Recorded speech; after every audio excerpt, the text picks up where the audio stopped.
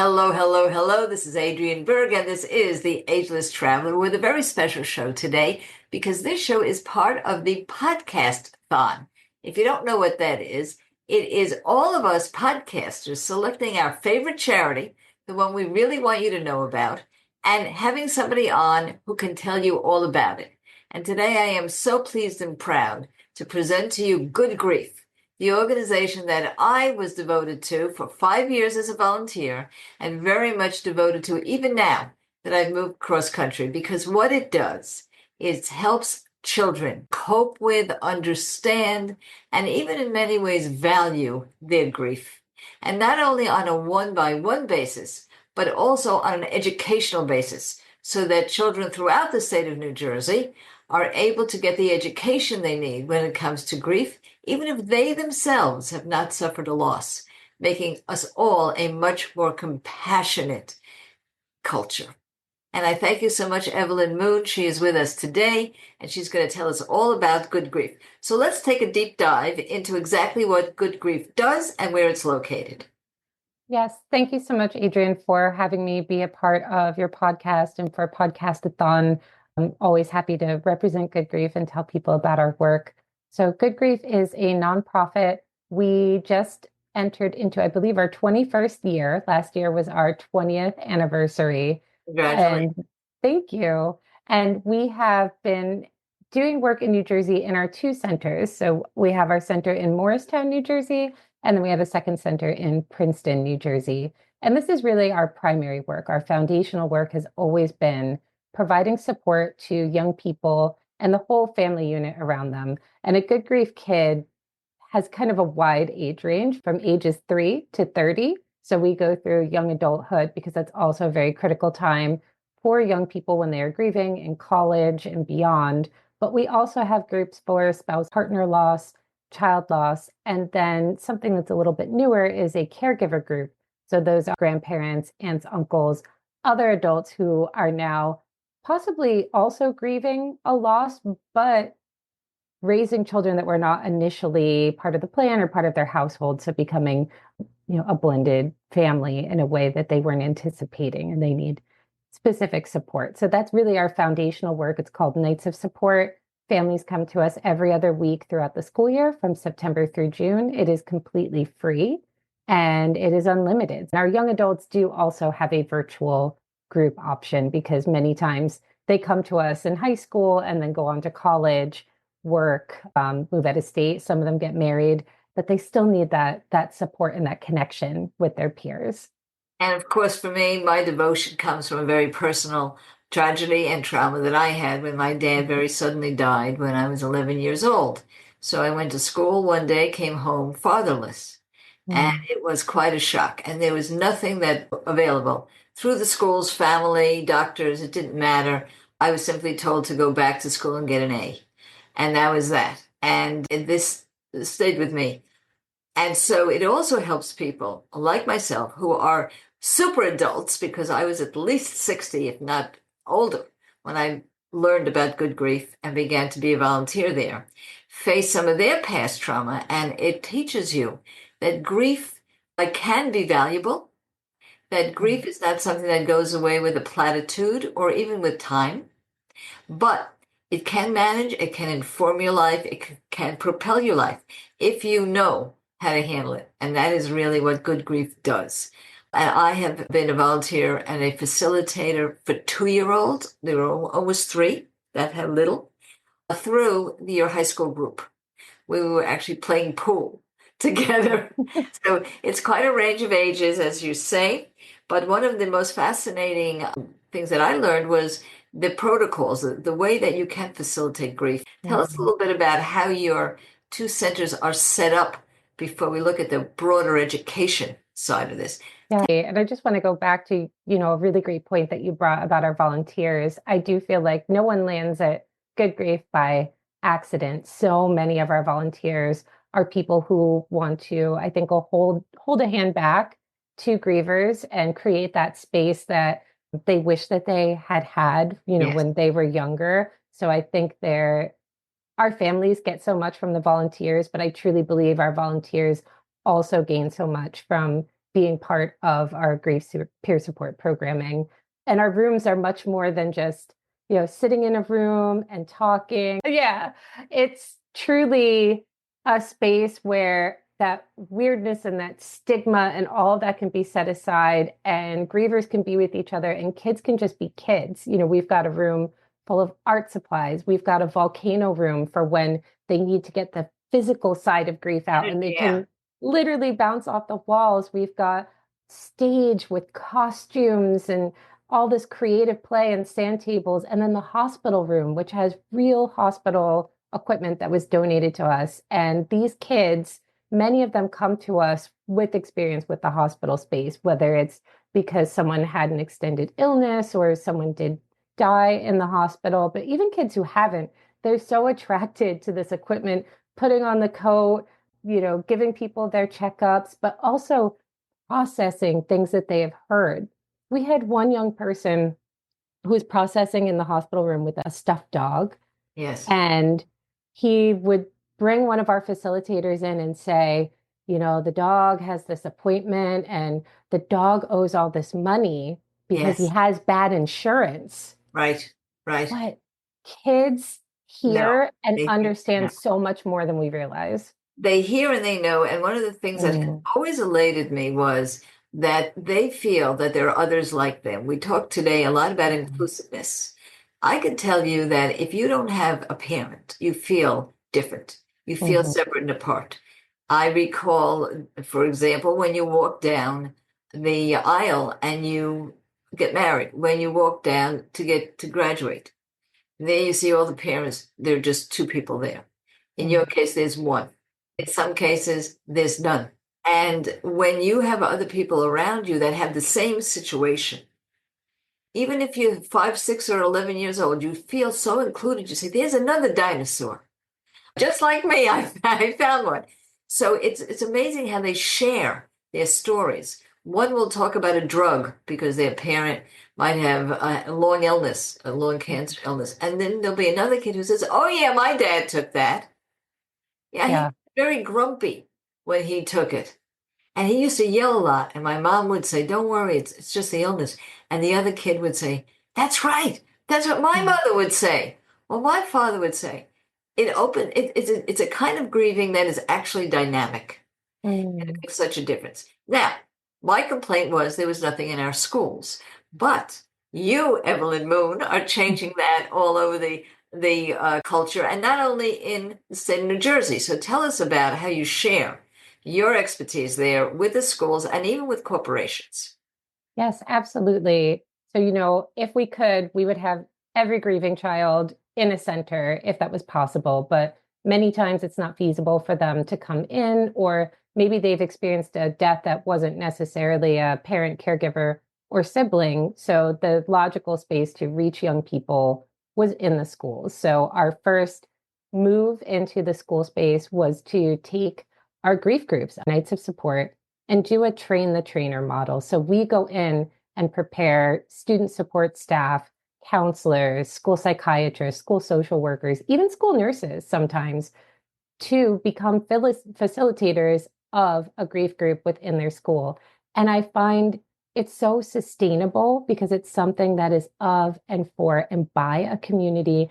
It gets embedded into the fabric of the school. The educators understand the context and the nuance and the young people. I really do like this model over, maybe sending our own volunteers into schools, and, they don't know anyone and they don't know the kids. We want it to last even after we're no longer training them. We want it to become part of their culture and make grief something that they talk about openly and that kids can give and receive peer support from one another. So this is for grades K through 12. From that, we had a lot of educators saying, we love the peer support model.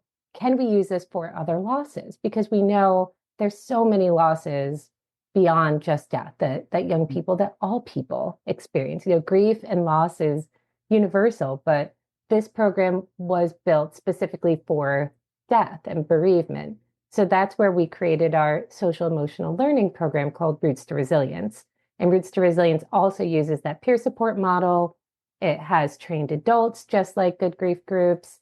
And it's really focused on those adaptive skills, very similar to what we do in our grief groups in schools and our grief groups at our centers, building up those that they can use to navigate whatever the adversity or challenge is. Grief could come up in that program, but that's not really what it was made for. It was made to meet these other needs. But then we also provide professional development, training for all levels of education. I mean, from the administration, teachers, paraprofessionals, parent liaisons, you name it, we're happy to train them on everything from, just the foundational elements of grief support.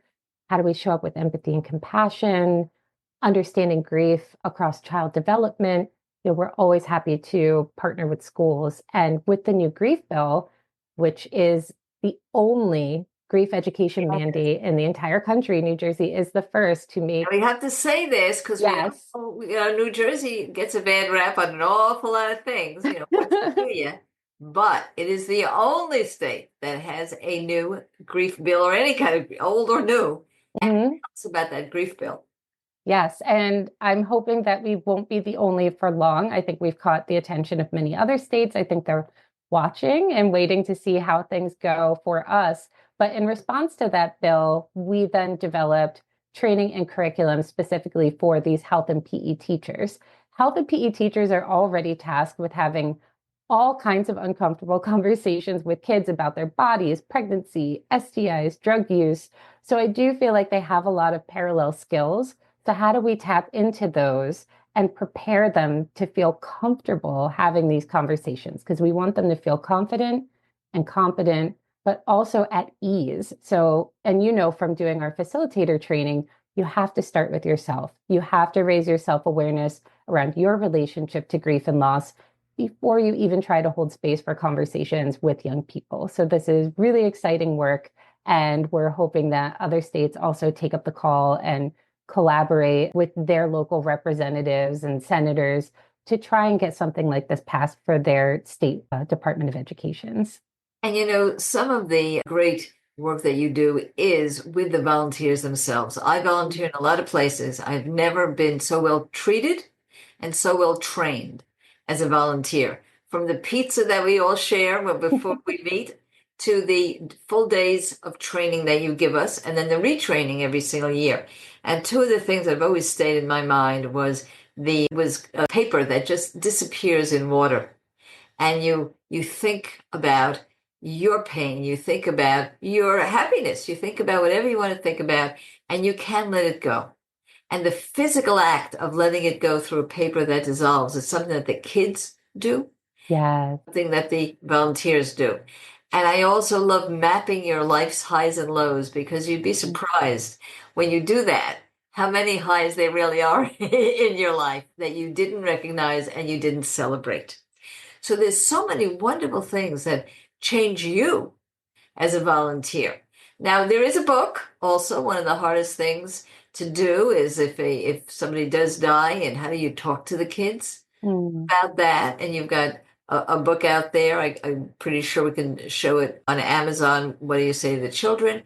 And you create a lot of materials and trainings. Yeah, absolutely. So we provide training either in person, virtually over Zoom for people that are at a distance, or sometimes even in districts that have folks in multiple buildings, and it can be difficult to get them together. But we also use Canvas, which is an online e-learning platform for a hybrid experience to prepare people to implement our curriculum for Good Grief groups. This is a 9-week curriculum. It's got the lesson plans, the handouts, everything that you would need.